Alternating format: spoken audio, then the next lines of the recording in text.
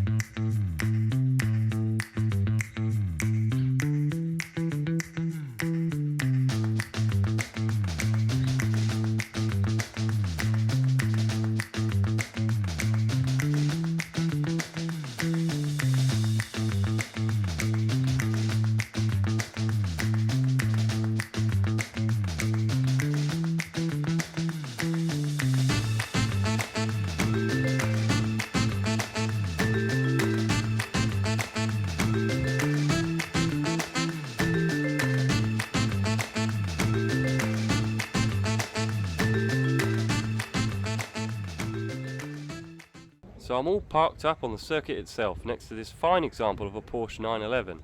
The weather is absolutely fabulous this morning. There's not a single cloud in the sky.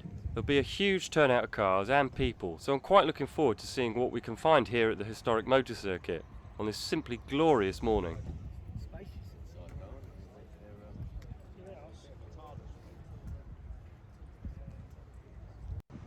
So taking a quick stroll up the motor circuit, you can already see what a wide variety of cars are on display. And of course I'm immediately drawn to the classic American automobiles on display. In white we have the Ford Galaxy, and in the red we have the Chrysler 300. This Galaxy is a 1963 model, so it is the same year as my Thunderbird, and if we come around the back we can see these similarly styled tail lights.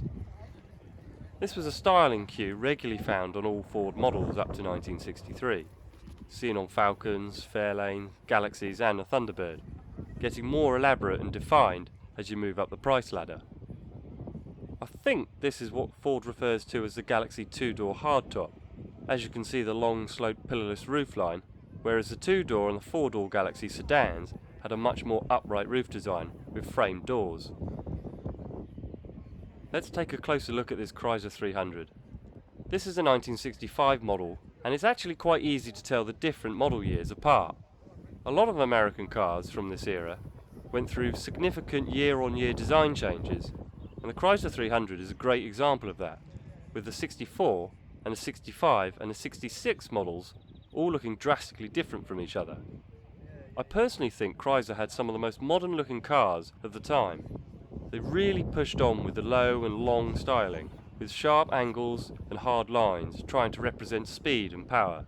A very modern looking interior too. I absolutely love the way the speedometer wraps around the steering column. As I continue to wander up the circuit, you really start to see how varied the display of cars are as I pass the TVR, an AC Cobra, very nice, Alfa Giulia, and a rather Restomod looking Chevy Chevelle. Past the Chevelle and parked next to the McLaren is a Plymouth GTX, and what a smart looking example of American muscle. I think this is a 1970 model, but I could be wrong. I'm not sure what exactly is under the hood of this exact car, but I do know the GTXs had a choice of two engines. A 426 cubic inch Hemi engine, Hemi being short for hemispherical, meaning that the top of the combustion chamber, the part inside the cylinder head, is actually dome-shaped. The engine is of course Chrysler's infamous 440 cubic inches or 7.2 litres, making it one of the largest widely used engines during the muscle car era. Here's one for all the JDM car lovers. It is of course a Toyota Supra, and I have to say this is a really nice example, and it appears to be completely stock, which is nice to see, as most have been modified in some way. Next door we have the Ferrari 458 Spider, looking the part in the black with the gold wheels. Rear engine of course, equipped with a 4.5 litre naturally aspirated V8, producing 562 brake horsepower. Further up the track we have a bit of a Citroën section, starting with the CX, and across the road a GS parked next to a 2CV van. Now the 2CV van is a bit of a rarity, as it is right-hand drive. According to the card in the window, it was built in Belgium for the postal service and is one of only 250 examples built. It was then later owned by a well-known music impresario who had been responsible for managing Coldplay and Kylie Minogue, as well as the Ringo Bell's pub, hence the sign writing. Some quite interesting provenance to accompany the van, as well as a cute little friend to accompany it too. Neighbouring the Citroën section, a very tidy example of a Mark I Lotus Cortina. I do love a Lotus Cortina. This example looking very smart, gleaming in the sun in its iconic green and cream colours.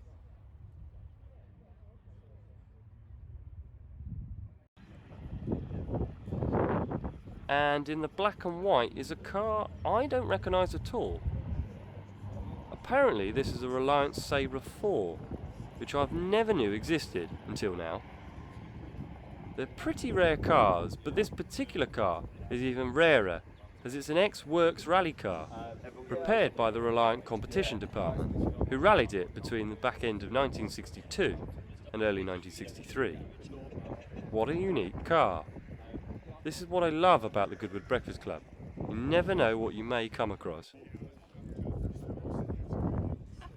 Further up the track we have a bit of a livery going on with this Volvo 850R touring car replica. The 850R is probably one of the most iconic touring cars to ever take to the track. Sadly the 850R wasn't exactly hugely successful on track and had a pretty shaky start to the 1994 British Touring Car Championship season. But performance did improve over the season, achieving a few fifth places at best. Due to the nature of it being an estate car, this made it pretty difficult to set up correctly. Brilliant in high-speed corners, but compromised in low-speed corners due to its unusual weight distribution. Now here's a car I always thought was really nicely styled, the Sunbeam Rapier. You can see the American influence being a pillarless coupe with a long sloping roofline. Around the back we can see this lovely large seat of glass stretching the width of the vehicle.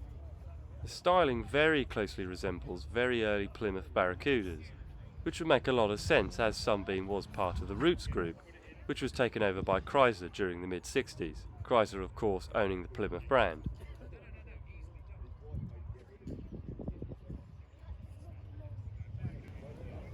Opposite the Sunbeam we have the Lotus 340R, just one of a few 340Rs joining us here today at Goodwood. As the name states, only 340 examples were ever built. A very minimalist sports car, or more of a track day car should I say. They are road legal, but do only carry the bare minimum features needed to be. Very lightweight, of course, and powered by the 1.8 litre Rover K series engine. I can hear whistles being blown. Let's pan around and see if anything exciting is occurring. Ah, we have a convoy of cars making their way through the crowds, being led by a Koenigsegg Regera. Wow, showing its all carbon fibre construction.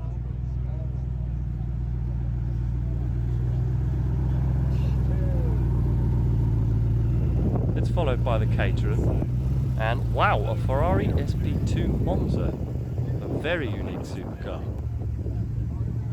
That's really grabbing my attention.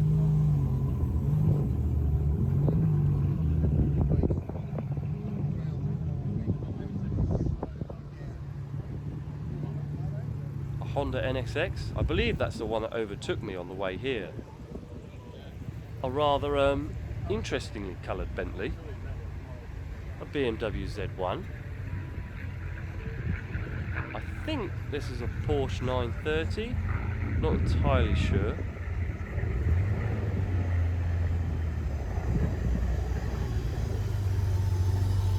An Austin Princess, not British Leyland's finest. A Ferrari Dino 246. An MG Midget. I think that's the one I followed down here actually. Wow, look at the Lamborghini. Simply beautiful. A very rare car indeed.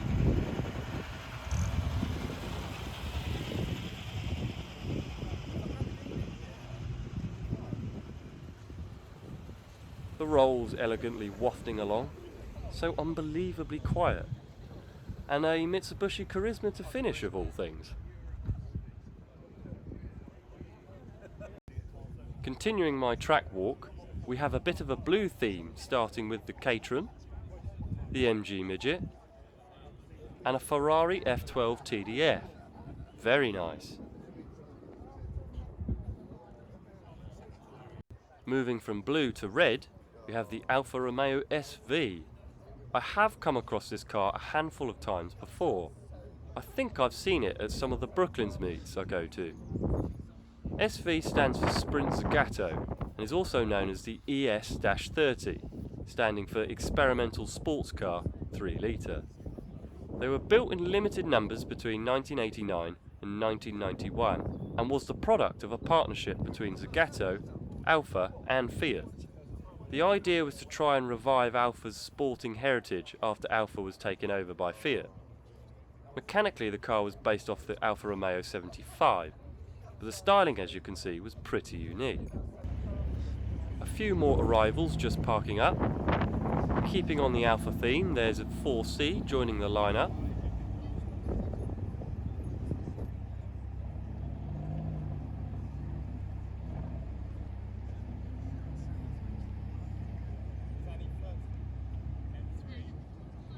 A TVR following suit. Maserati.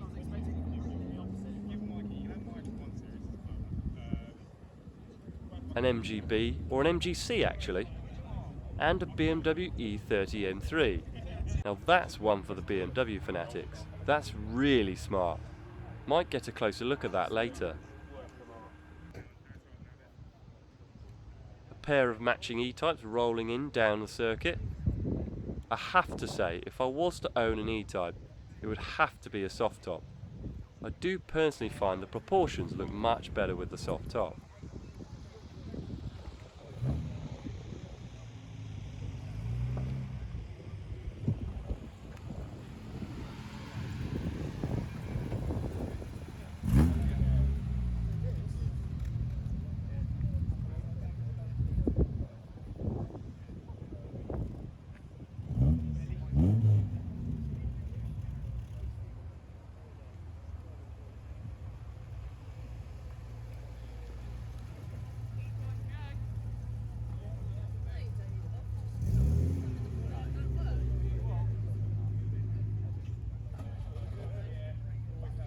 Back at the E30 M3, and I can now appreciate how clean this example is. I have to say, in general, I'm not a big BMW fan, but this is a car I'd happily own.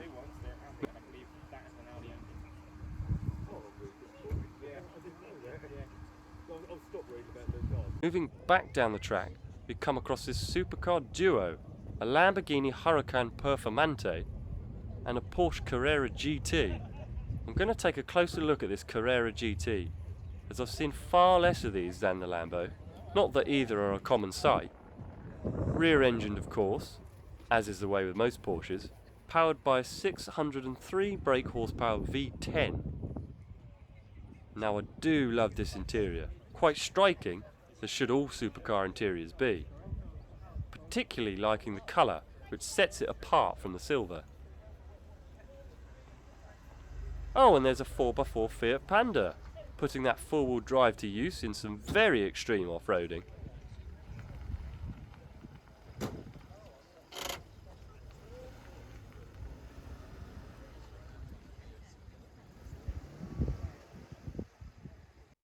Moving further back down the track, we had this noble M12 GTO, powered by a bi-turbocharged Ford Duratec V6, full steel rolled cage and steel frame with a complete fiberglass body. Aw, look at the little doggo! Oh, hello! Anyway, where was I before I got distracted? Ah, yes, the noble M12. You might recognise the rear tail lights, as they are borrowed from a Ford Mondeo. A bit of useless car trivia for you there. Despite looking more like a track car, these machines are road legal, with a small handful remaining. Those not familiar with Noble, they're a small British company based in Leicester, I think, which have produced sports cars since the very late 90s and are still around today.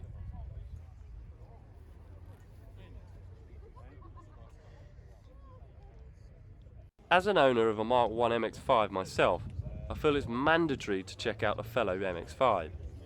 This red example displays just a few modifications.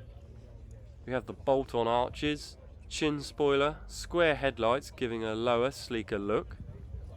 Around the side we have custom mirrors, and the Cookie Monster saying hello. The interior is heavily sticker bombed, featuring a rather interesting gear lever. Around the back we can see the ducktail spoiler and a fairly sizable exhaust tip. One final car to look at before I take a stroll around the pit paddock is this rather unusual looking, I guess, track car? It has a registration, so I assume it's road legal. The badge on the front spells out silver. Can't say it's a brand I've ever come across. Possibly it's some form of kit car. Who knows? I'd love to know more about this vehicle, so anyone watching with any knowledge, please feel free to drop a line in the comments below.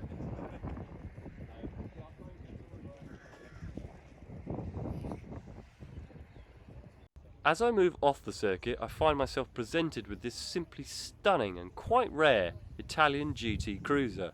This is a Lamborghini 400 GT 2+2.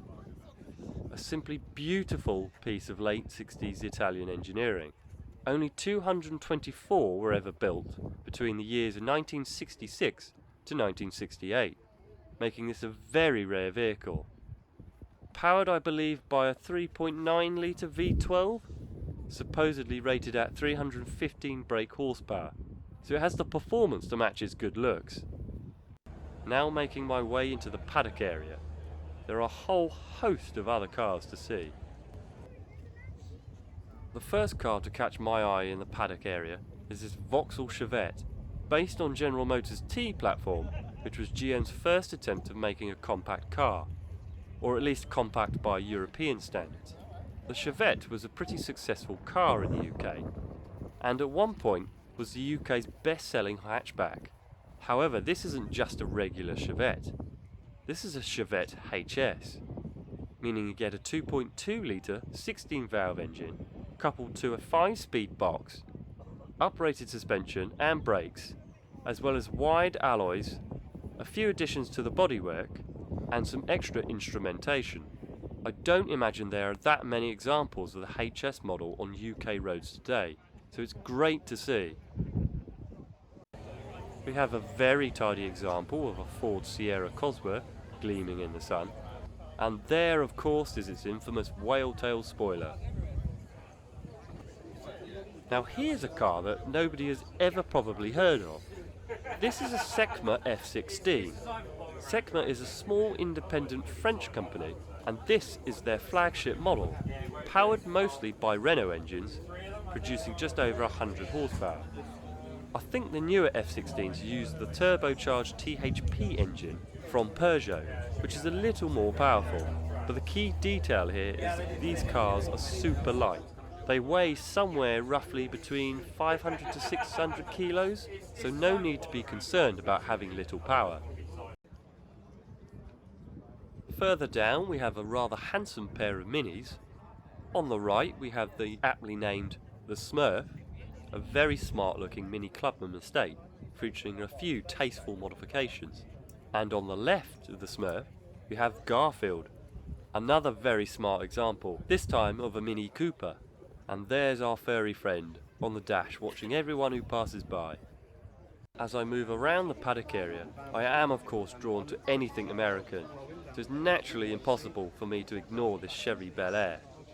This looks to me an early example of a second generation Bel Air, a 1955 model year, which you can tell by the very subtle tail fins and the straight horizontal trim pieces.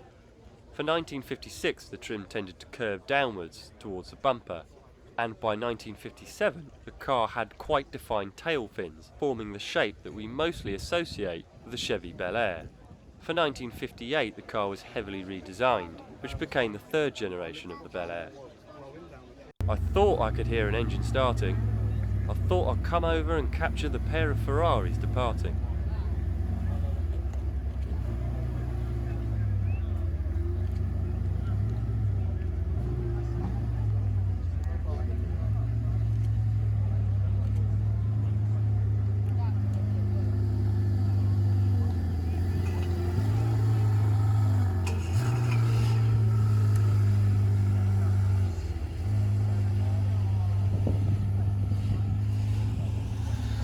Oh, and the TVR is leaving us too.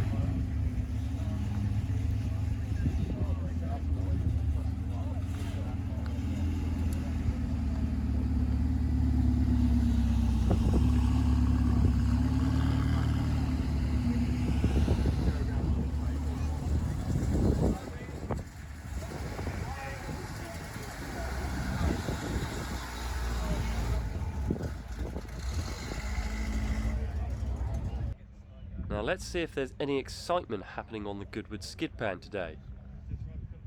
Looks as if the BMWs are lining up for a J-turn.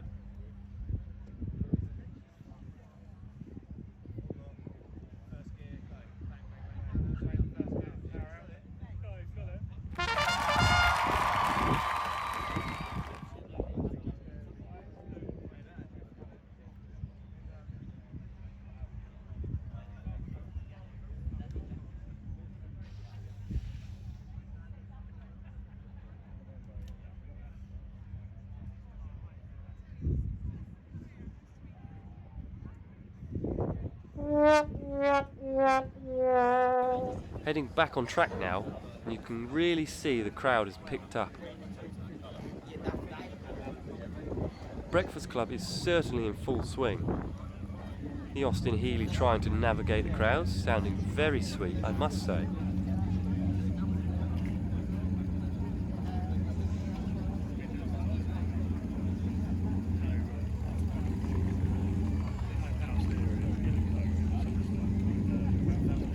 Now here's a bit of a rarity, a Tickford Capri. Only 89 Tickford Capris were ever built. And for those of you who may not know who Tickford are, they were a subdivision of Aston Martin that made special performance editions of cars. A bit like a tuning company in a way. Besides the radical body kit, Tickford took the standard 2.8 litre Cologne V6 and whacked on a turbocharger and intercooler, taking power from around 150-160 brake horsepower up to 205 brake horsepower. Other upgrades included uprated suspension, an LSD, as well as the addition of rear discs. Keeping in with the theme of white performance cars produced by Aston Martin, we have the Aston Martin Vantage GT12, another car made in very limited numbers. Only 100 examples ever built, powered by a 5.9 litre V12, churning out just shy of 600 brake horsepower. Aw, look at our furry friend. He's very low. Pretty sure that dog must be on coilovers. Oh, a Honda Motor Compo. That's quite a rare and interesting bike. I'll have to catch up with that later. But first, let's take a look at this rather interesting Renault 8. This is a Renault 8 Gordini. I think that's how you pronounce it. The Gordini is the highest performing of the Renault 8 models, powered originally by a tuned version of the 1100cc engine. I believe the later cars got a 1255cc engine. Looks as if this one has taken part in a few rallies. One for the Japanese car enthusiasts, a Nissan Skyline GTR, this example being an R33. Here's another car I never knew existed until today. This is a Matra 530, And what an interestingly styled car. Now Matra I have come across. They're a French company. The same Matra that bought us the Bagheera and the Rancho, that funny SUV thing built in conjunction with Talbot. But the 530 is new to me. Apparently it has all Ford running gear, including the engine, which is the V4 found in the Capri. It's mid-engine and has a polyester body, pop-up headlights, targa top. What a quirky little car. I really quite like this. The Abarth 124 Spider making its departure. I do like the way these cars are styled. Essentially they're an ND MX-5 underneath, but a good looking car nonetheless. Now here's a car that's simply impossible to ignore. I'm not entirely sure what to make of this. It's it's certainly different, I'll give it that. We've got the sticker on the side, Marmite Motors, which makes a lot of sense. You're either going to love or hate this creation. It appears to have a Triumph Herald body mounted to a Land Rover chassis. The wheels are from a late Mark I Range Rover by the looks of it. Yeah, certainly unique, but nonetheless still interesting to see. Something perhaps a little easier on the eyes, a lovely example of a 67 Mustang Fastback. This particular car is in outstanding condition. Both the paint and the chromework are fabulous. Fitted with the 289, which would be the Ford small block engine. The big block was available from 67 onwards, so that's the same engine that powers my Thunderbird. The most significant mechanical change Ford made to the 67 model year was to accommodate this engine.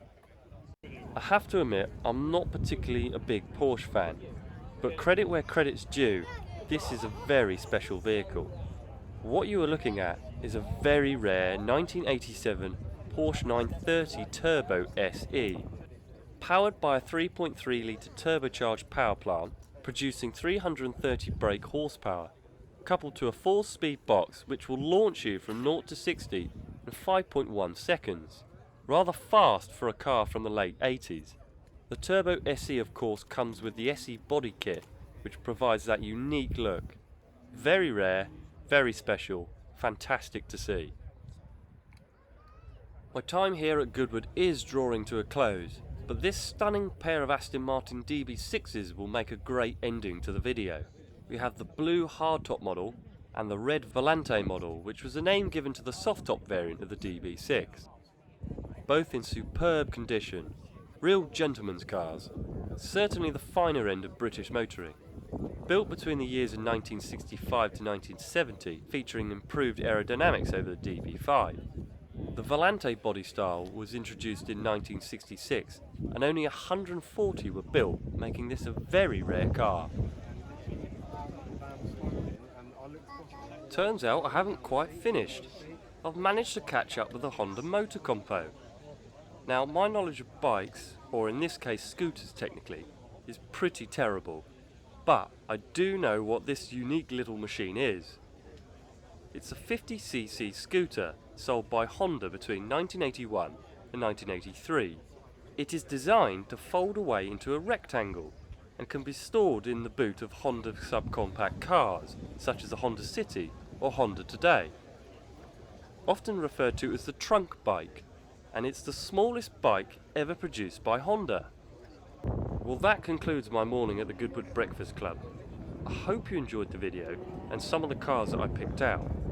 Unfortunately, I can't film all the cars here today, as this video would be hours long, but there are many more interesting cars than I have shown, so do grab yourself a ticket and get yourself down to the next event. It's completely free to attend.